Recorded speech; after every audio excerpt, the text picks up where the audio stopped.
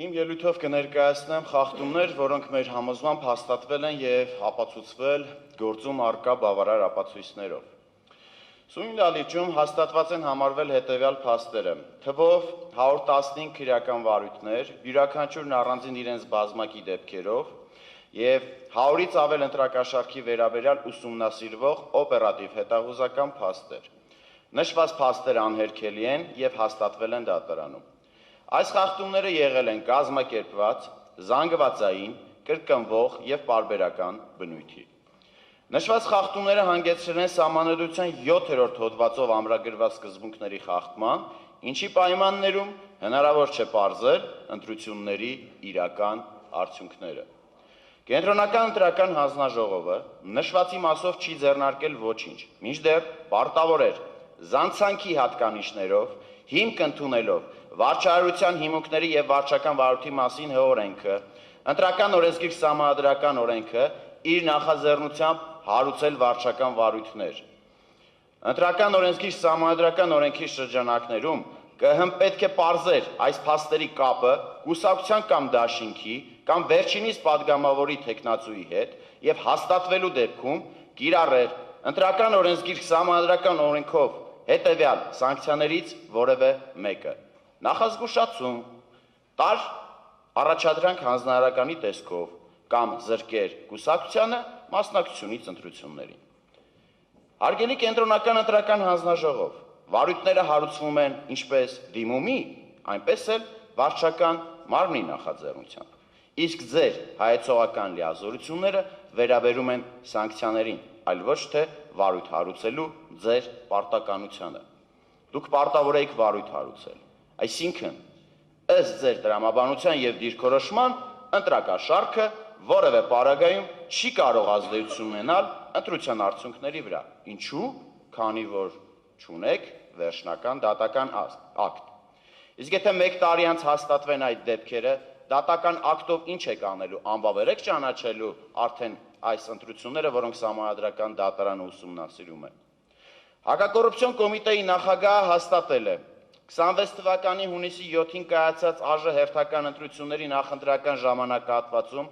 կոմիտեում ստացվել են կոռուպցիոն բնույթի ընտրական հանցանքների վերաբերյալ բազմաթիվ հաղորդումներ։ Կարևոր է արձանագրել, որ քաղաքական ուժերի ներկայացուցիչներին մեղսագրվող կոռուպցիոն բնույթի ընտրական հանցանքները, մասնավորապես ընտրակաշառք տալը և բարեգործության արգելքի խախտումը կրել են համատարած բնույթ։ Ստացված տվյալների համաձայն դրանք արձանագրվել են ինչպես Երևան քաղաքում, այնպես էլ Հայաստանի Հանրապետության բոլոր մարզերում, առանց բացառության։ Ստացված տվյալների համակցված վերլուծությունը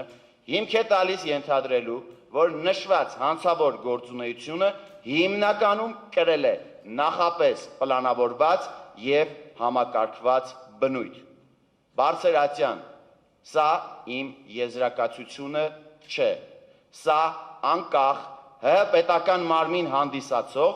հակակոռուպցիոն կոմիտեի պաշտոնական եզրակացությունն է։ Ինչով է սա անվավերության հիմք։ Գտնում եմ, որ առկա են Սահմանադրական դատարանի մասին ՀՀ Սահմանադրական օրենքի 77-րդ հոդվածի 14 կետում առկա բոլոր հիմքերը ընտրության արդյունքները անվավեր ճանաչելու համար, քանի որ դատարանը այս փաստերի հիմքով հնարավորություն չունի պարզելու ընտրությունների իրական արդյունքը։ Խախտում 2. Ուժեղ Հայաստան կուսակցությունների դաշինքի Սահմանադրության 7-րդ հոդվածով ամրագրված ազատ և հավասար իրավունքի խախտման փաստի արձանագրում։ ԿՀ-ն գտել է, որ առկա է հակաքարոզչություն հակակոռուպցիոն կոմիտեի կողմից։ Նշվածը հաստատվում է ինչպես դատական նիստում ԿՀ նախագահի բանավոր խոսքով, այնպես էլ գործողություններով։ ԿՀ-ն գրությունն է ուղղել հակակոռուպցիոն, նշելով, որ վերջիններս զերծ մնան կուսակցության կամ դաշինքի անվանումը իրենց հրապարակումներում օգտագործելուց։ Հակակոռուպցիոնը անտեսել է սա, խախտելով Հայաստանի Հանրապետության ընտրական օրենսգրքով սահմանված կանոնները և շարունակել է դա իրականացնել։ ԿՀ-ն դրանից հետո չի ձեռնարկել որևէ գործընթաց ԿՀ-ն չի հարուցել վարչական վարույթ, որպեսզի հասկանա նշված փաստի իսկությունը, սակայն գրություն է ուղղել կոմիտեին։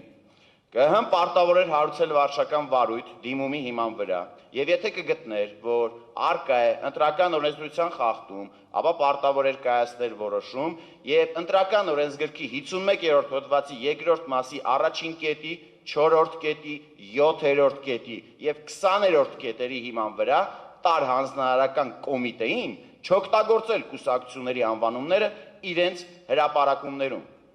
Կենտրոնական ընտրական հանձնաժողովը միակ մարմինն է Հայաստանի Հանրապետությունում, որը վերահսկողություն է իրականացնում ընտրության օրինականության նկատմամբ, եւ վերջինիս հանձնարարականի չկատարումը հանգեցնելու էր Հայաստանի Հանրապետության քրեական օրենսգրքի 210-րդ հոդվածով սահմանված հանցանքի։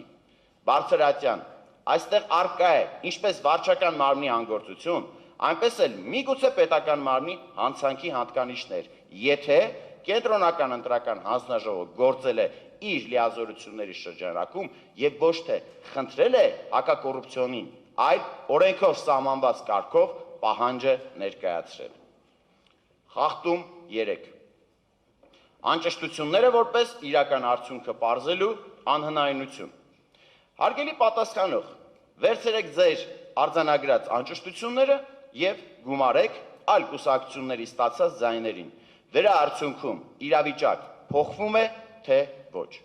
Այո, փոխվում է։ Դա է վկայում նաև ԿՀ-ի կողմից հնչեցված փաստը, կլիներ տակտիկական քվեարկություն։ Այս փաստը ուղղակի պարզ թվաբանությամբ հաստատված է, եւ դա հնարավորություն չի տալիս պարզել ընտրությունների իրական արդյունքը։ Այս ամենը հիմնականում առաջացել է ԿՀ ոչ իրավաչափ գործողությունների արդյունքում, անվավեր ճանաչելով կոնկրետ ընտրատեղամասերի արդյունքները։ Նշված փաստը հաստատվել է նաև քաղաքացիական պայմանագիր ներկայացուցիչի կողմից, որ եթե այդ անճշտությունները գումարվեն, օրինակ, Բարգավաճ Հայաստանի ձայներին, ապա ՔՊ-ի մանդատների թիվը կնվազի, թե կավելանա։ Վերջինս պատասխանել է, որ քանի որ դա պարզ հաշվարկ է, ուստի կնվազի։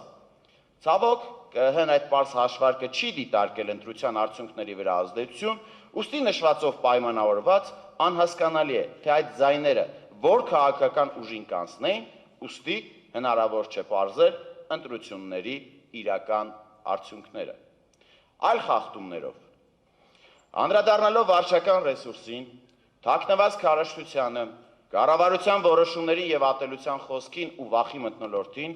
կնշեմ հետեւյալը։